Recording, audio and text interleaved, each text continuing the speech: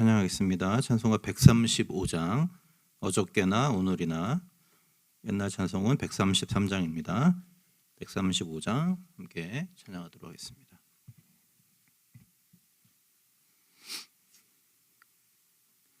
어저께나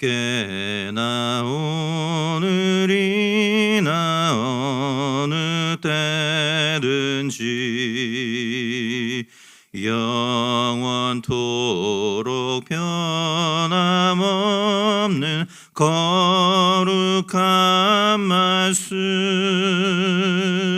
믿고 순종하는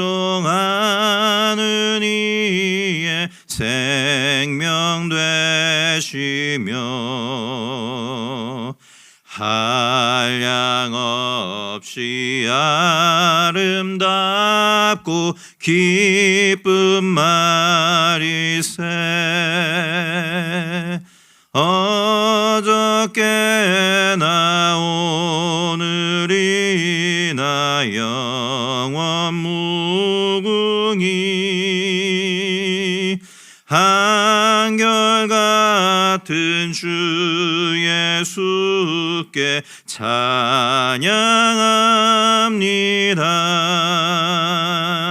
세상 지나고 변할지라도 영원하신 주 예수 찬양합니다. 풍랑이는 바다 위로 걸어오시고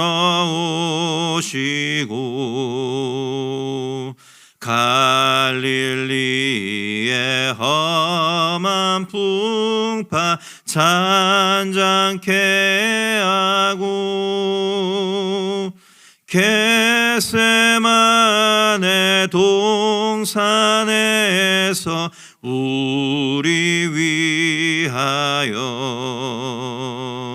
눈물 씻고 기도하신 고난의 주님, 어저께나 오늘이나 영원 무궁히 한결같은 주 예수께 찬양합니다. 세상 지나고 변할지라도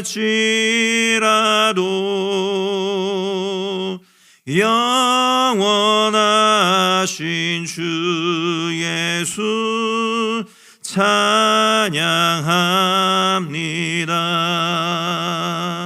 허물 많은 베드로를 용서하시고 의심 많은 도마에게 확신 주시고 사랑하는 그의 제자 가슴에 안고 부드러운 사랑으로 품어주셨네. 어저께나 오늘이나 영원 무궁히 한결같은 주 예수께 찬양합니다. 세상 지나고 변할지라도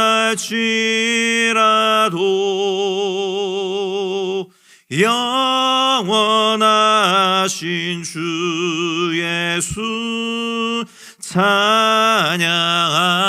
찬양합니다. 엠마오로 행하시던 주님 오늘도 한결같이 우리 곁에 함께 계시고 우리들을 영접하러 다시 오실 때 변함없는 영광의 주 진입해오리.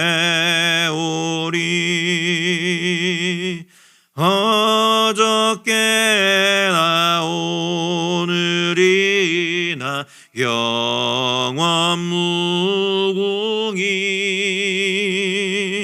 한결같은 주 예수께 찬양합니다. 세상 지나고 변할지라도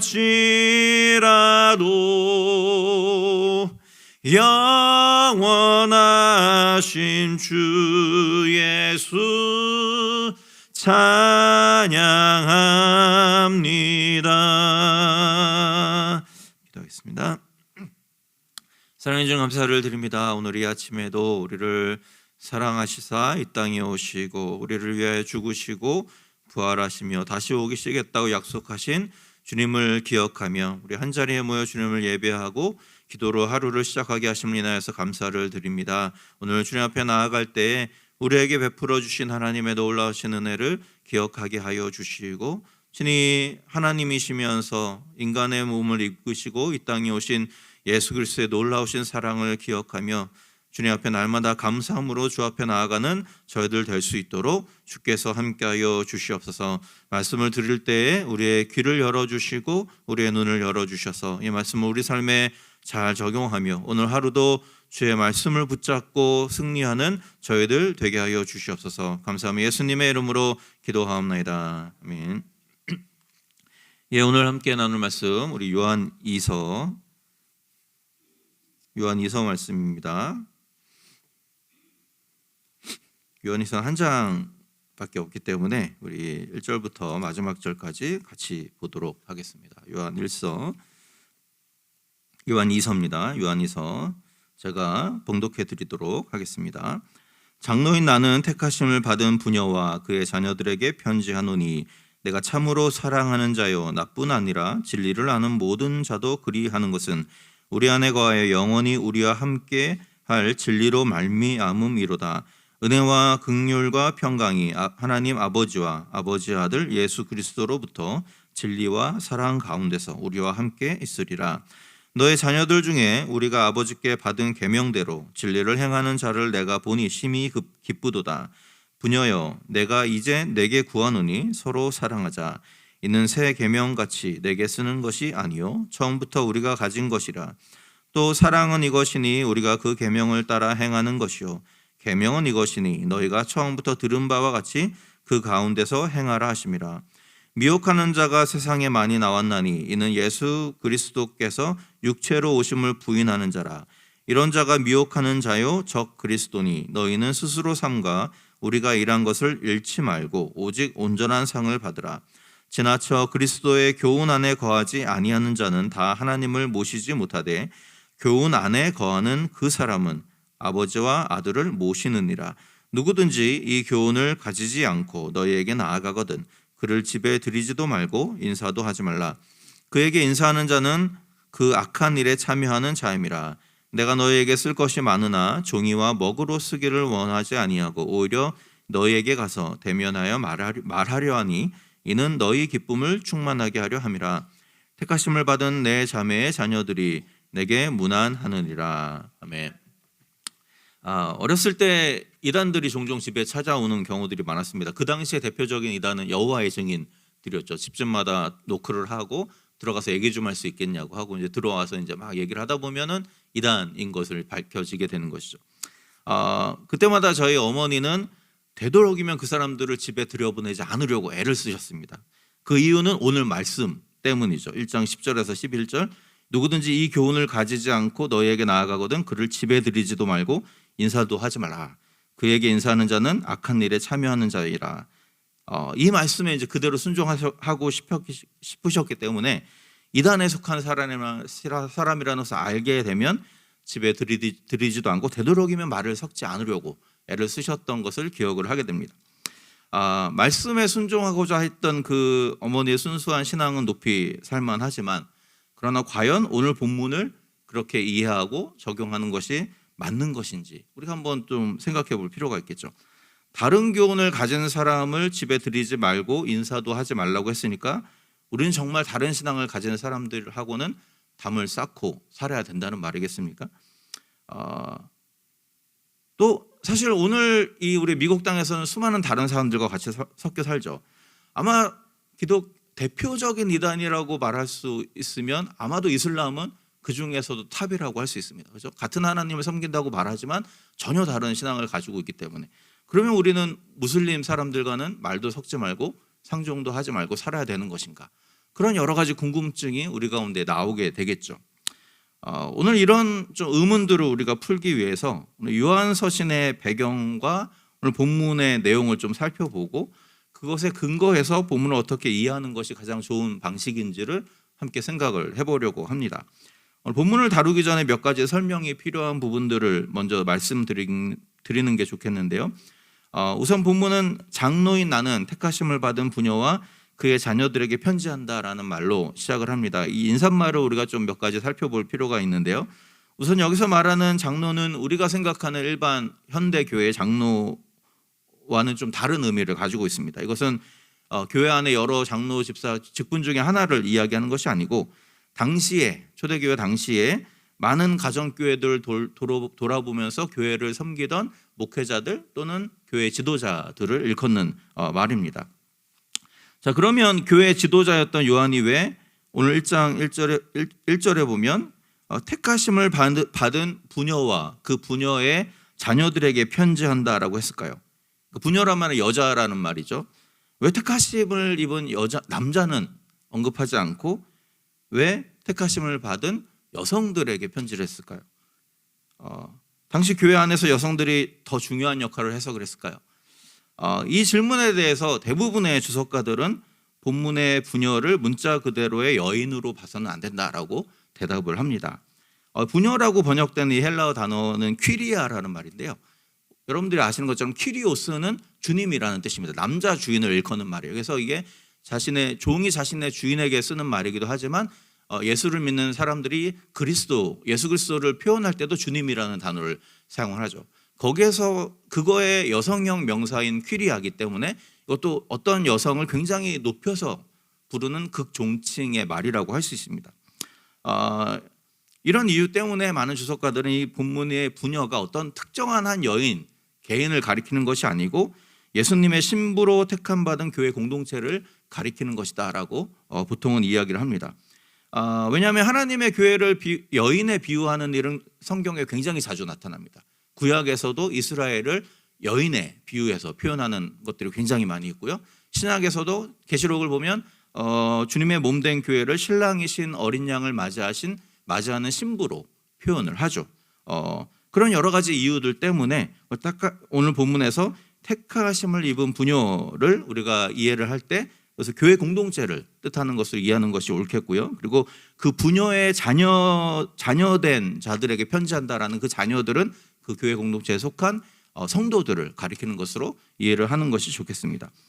이렇게 본다면 본문의 마지막 절인 13절에서 택하심을 받은 내 자매의 자녀들이 너에게 문안한다라는 뜻도 좀 더 분명해지는 것 같습니다. 그러니까 지금 이 장로인 요한은 다른 지역에 있는 교회와 성도들에게 편지를 쓰고 있어요. 그래서 편지를 마무리할 때는 베드로가 속해 있는 교회와 성도들이 너희에게 문안을 한다. 이렇게 안부를 전하고 있다라고 볼 수 있는 것이죠.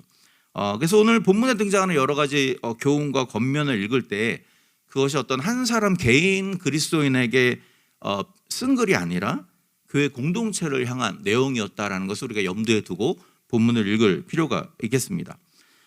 오늘 본문을 좀 살펴보면 1에서 3절까지는 이 편지를 받는 교회와 성도들에게 전하는 인사말을 담고 있습니다.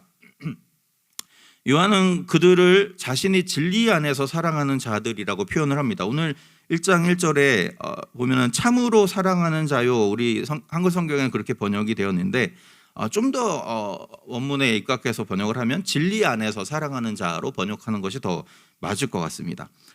그래서 이 말은 요한이 그들을 사랑하는 이유가 진리 때문이다 라고 말하는 것이죠. 그래서 이어지는 2절을 보면 요한은 자신과 진리를 아는 모든 자들이 그들을 사랑하는 이유가 뭐냐면 우리 안에 거하여 영원히 우리와 함께할 진리 때문이다 라고 말하고 있는 것이죠. 그래서 진리가 사랑의 근거라는 요한의 선언을 우리가 생각을 해볼 때 우리가 흔히 생각하는 사랑의 개념을 좀 다시 정립할 필요가 있어 보입니다. 보통 우리가 이런 말 많이 하죠. 교회가 사랑이 없다. 이런 말을 할 때 대부분은 어떤 의미로 생각을 하냐면 포용력이 없다. 또는 쉽게 정죄한다. 외부인에 대해 배타적이다. 이런 등등의 뉘앙스들이 있을 것으로 보입니다. 물론 다 옳은 말이지만 오늘 본문에 근거해 볼 때 성경이 말하는 진정한 사랑은 진리 위에 기초해야 한다라는 것을 우리가 알 수 있습니다. 그렇기 때문에 모든 것을 다 용납하고 모든 것을 다 포용하는 것이 그 사랑은 아니라는 것을 우리가 기억할 필요가 있는 것이죠. 때로 어떤 행동이 진리에서 벗어난 것이라면 그것은 반드시 지적되고 수정될 필요가 있는 것입니다. 그렇게 하는 것이 진정으로 그 사람을, 그 대상을 사랑하는 태도라고 말하는 것이죠. 왜냐하면 그것을 방치하면 그 대상은 결국 진리에서 떠나서 파멸의 길로 갈 수도 있기 때문에 그렇습니다. 그래서 요한은 자신이 섬기던 교회를 향해서 이러한 진정한 사랑을 너희가 회복하라고 요청을 하죠. 그것이 4절에서 6절에 나와 있는 내용입니다. 5절을 보면 부녀여라고 말하는데 말씀드린 대로 예수 그리스도의 신부로 부름받은 교회를 표현한 말입니다. 그 교회를 향해서 이렇게 명령을 하죠. 우리가 서로 사랑하자라고 요청합니다. 물론 이 말은 새로운 말이 아니었어요. 이전부터 요한이 강조하던 말이었죠. 그래서 요한은 이것이 내가 새로운 계명을 너에게 주는 것이 아니다라고 말을 합니다. 너희가 이미 알고 있는 것이다. 그렇게 말하면서 그럼에도 불구하고 내가 다시 한번 이 사랑이 무엇인지 너에게 설명하겠다라고 이야기하죠. 그러면서 6절에서 이렇게 말합니다. 또 사랑은 이것이니 우리가 그 계명들을 따라 행하는 것이요 계명은 이것이니 너희가 처음부터 들어왔듯이 사랑 안에서 거하는 것이다. 여기 계명이라는 말이 2번 나오는데요. 한글 성경에는 똑같이 번역을 했지만 원어에서는 하나는 계명들 복수로 되어 있고 하나는 계명 단수로 되어 있습니다. 그러니까 계명은 이것이니 사랑 안에서 행하는 것이다 에서는 단수형으로 사용을 했습니다. 그래서 여기서 말하는 계명은 우리가 서로 사랑해야 한다라는 하나님의 선언적인 명령 그 자체를 가리키는 것이고요.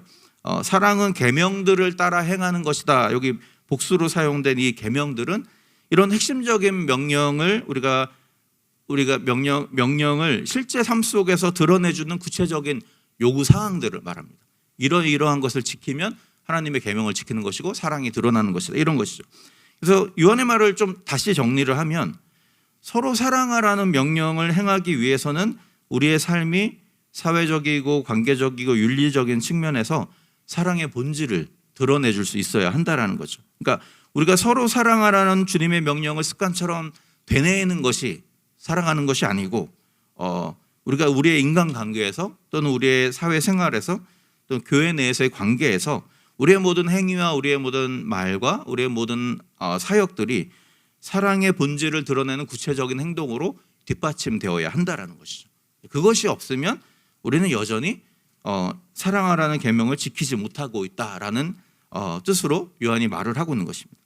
자, 그러면서 이제 요한이 이렇게 사랑이 하나님이 세우신 진리와 계명을 지켜 행하는 것에서 시작된다라는 것을 이렇게 강조하는 이유가 있습니다. 그 이유는 뭐냐면 그가 섬기던 여러 교회들 안에 진리 위에 바르게 서 있는 사람들도 있었지만, 그래서 칭찬받는 사람들도 있었지만 당시에 많은 그리스도인들을 미혹하던 잘못된 가르침에 노출되기 쉬웠던 상황이었기 때문에 그렇습니다. 그래서 오늘 이어지는 본문 7절에서 11절을 보면 당시 교회를 위협하던 가르침이 무엇인지를 소개하고 성도들이 그런 가르침을 전하는 이들을 어떻게 상대해야 할 것인지에 대해서 말을 하고 있습니다.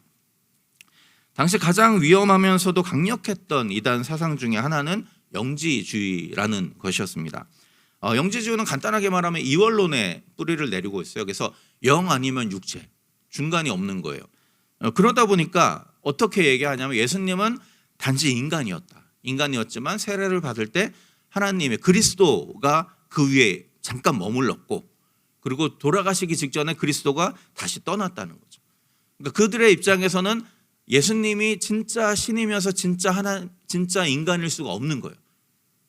이원론이기 때문에 그 둘을 함께 생각할 수가 없는 겁니다. 그렇기 때문에 이 사람들은 예수님이 육체로 오신 것을 부인하는 사람들이었습니다.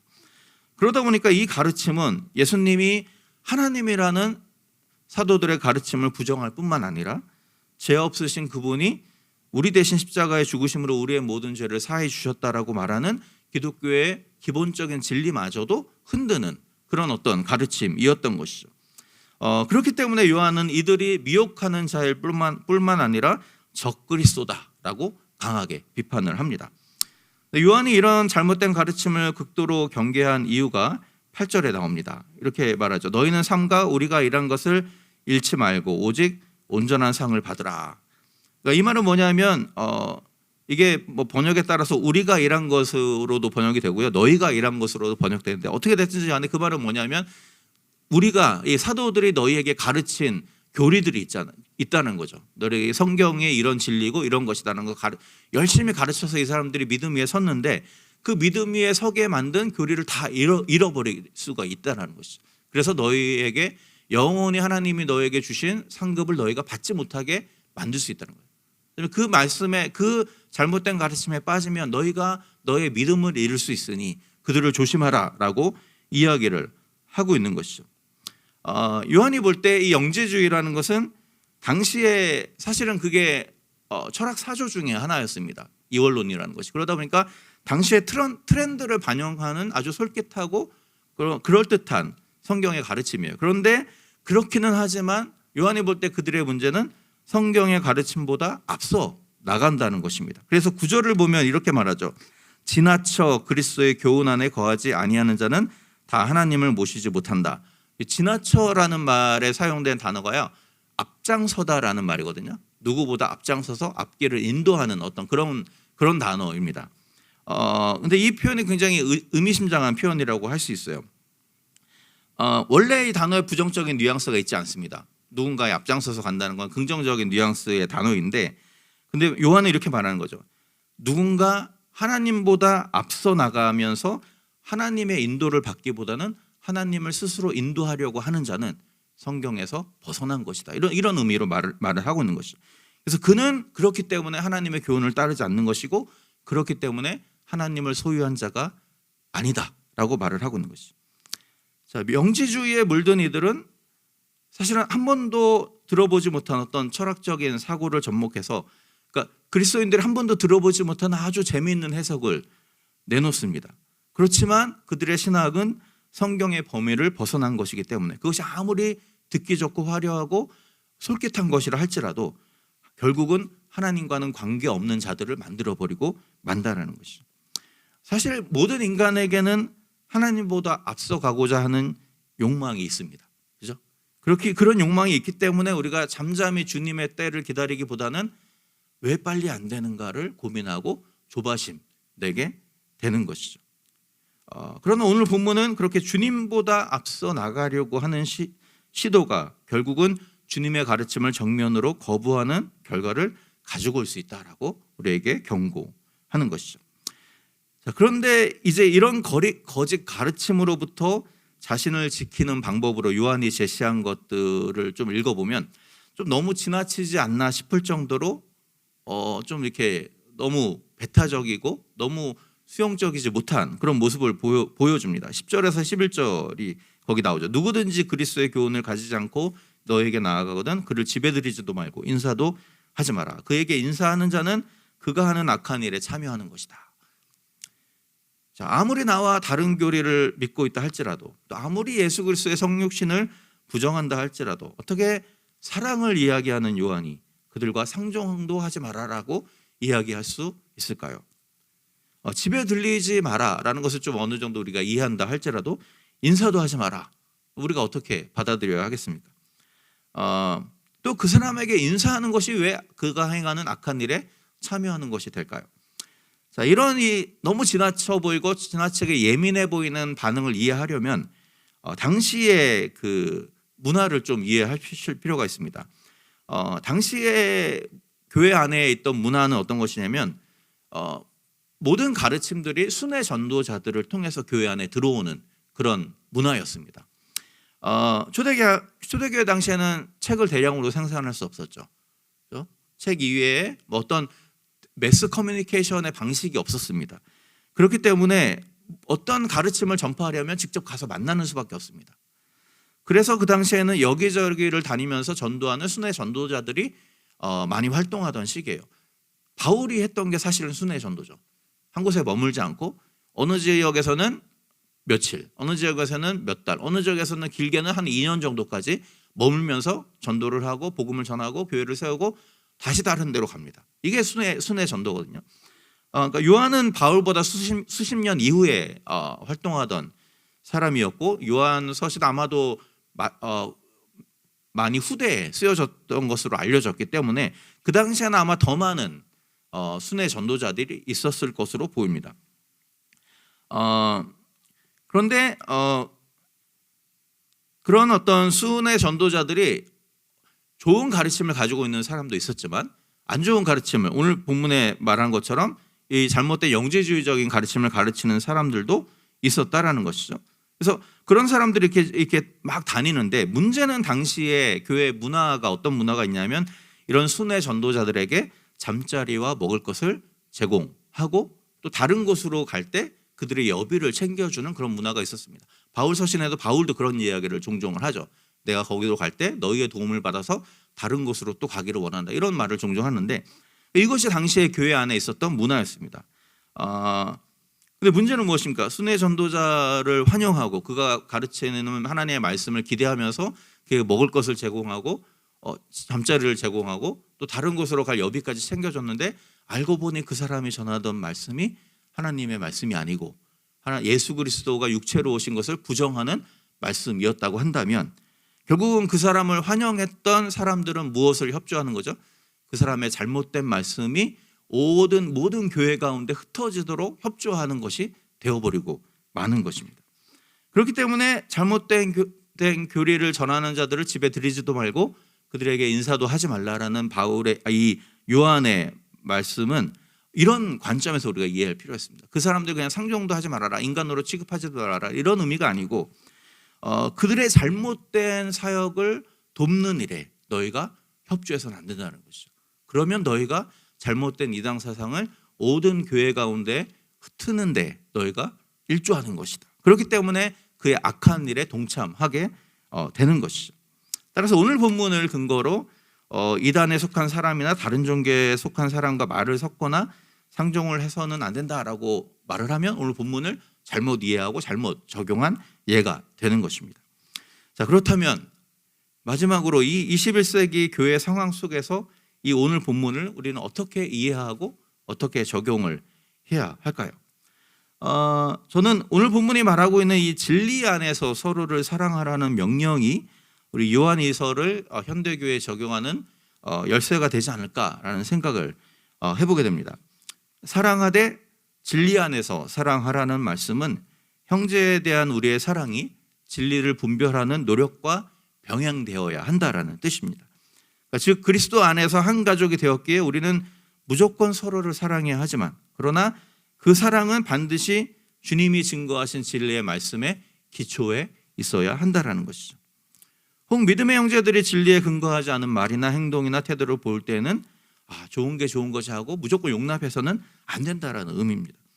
그 형제를 꾸짖거나 타박하거나 부끄럽게 하라는 말이 아니라 다만 진리에서 벗어난 일들이 교회 안에서 용납되기 시작하면 그것은 결국 그 교회 공동체를 어려움에 빠뜨릴 수 있게 된다는 것이죠. 그렇기 때문에 공동체의 거룩함을 지키기 위해서 틀린 것은 바로 잡는 것이 진정한 사랑이다라는 의미를 가지고 있는 것이죠.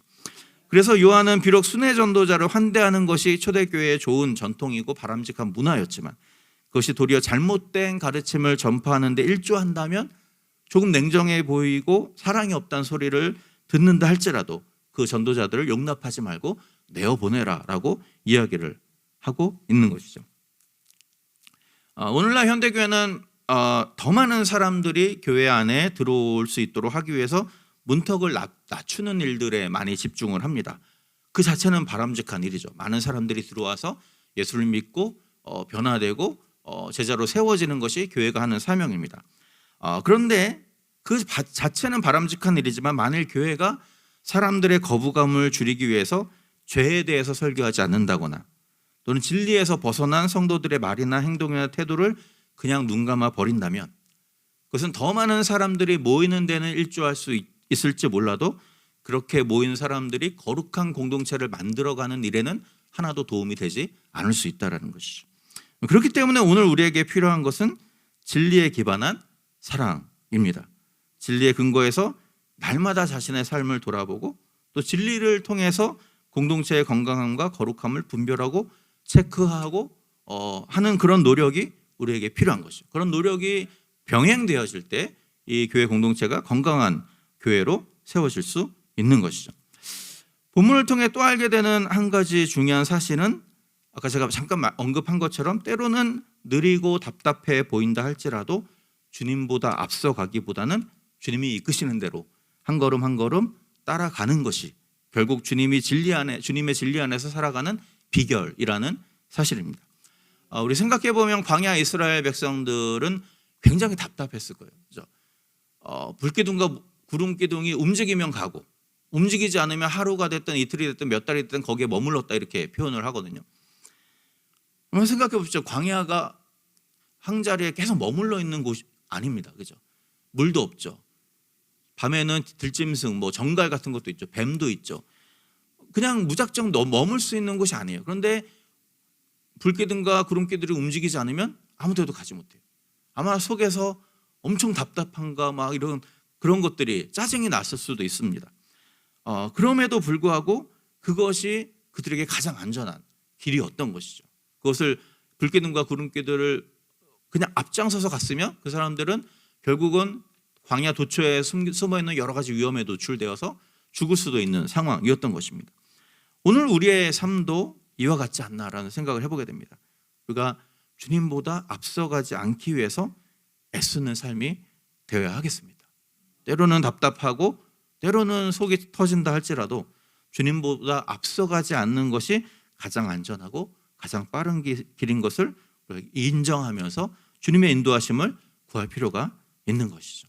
우리 얼마 남지 않은 한 해 또다시 찾아오는 새해 가운데 우리의 모든 삶의 일들과 우리의 모든 우리의 삶의 문제와 그것을 모두 해결하는 방식들이 주님보다 앞장서서 내가 해보겠다고 나서는 삶이 아니라 주님의 뒤에 바짝 붙어서 그분이 이끄시는 대로 움직이는 우리의 인생이 되면 좋겠습니다. 이것을 위해서 기도하고 함께 나아가는 저 여러분 될 수 있기를 주님의 이름으로 축원합니다.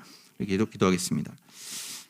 사랑해 주님 감사를 드립니다. 오늘 이 요한 사도의 편지를 통하여서 우리에게 약속하고 명령하시고 권면하신 서로 사랑하라는 말이 진리 안에서 이루어져야 하는 것임을 우리가 살펴보았습니다. 오늘 우리의 삶을 돌아보게 하여 주시고 우리 안에 또는 우리의 공동체 안에 정말로 더욱더 세워져야 될 진리의 모습이 있지 않은지 하나님 우리를 주님 돌아보게 하여 주시고 우리의 연약한 모습들이 있다면 회개케 하여 주시고 이제 이 한 해를 마무리하고 새로운 한 해가 시작될 때 우리 공동체가 진리 안에서 더욱더 건강하고 거룩한 모습으로 세워지는 저희들 되게 하여 주시옵소서. 또 우리의 삶을 위하여 기도합니다. 우리의 삶이 주님보다 앞서지 않는 삶이 되기를 원합니다. 주님보다 지나쳐 나가서 그리스도의 가르침을 벗어나는 우리의 삶이 되지 않게 하여 주시고 때로는 답답하고 때로는 더디다 할지라도 주님이 이끄시는 그 길을 뒤따라가며 주님이 이끄시는 가장 안전한 길로 가장 빠른 길로 나아가는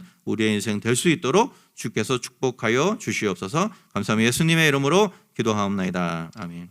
오늘 말씀을 기억하면서 우리의 안에 정말 진리에 근거한 사랑이 회복될 수 있도록 해달라고 우리 개인적인 삶 가운데, 우리 교회 공동체 가운데, 이 땅 가운데 주님의 진정한 진리에 근거한 사랑이 회복될 수 있도록 기도하시고, 또 우리의 앞으로의 남은 인생이 주님보다 앞서가지 아니하고 주님의 뒤를 뒤따르는 귀한 인생이 될 수 있도록 해달라고 같이 기도하시고, 우리 자유롭게 기도하는 시간 갖도록 하겠습니다. 기도하겠습니다.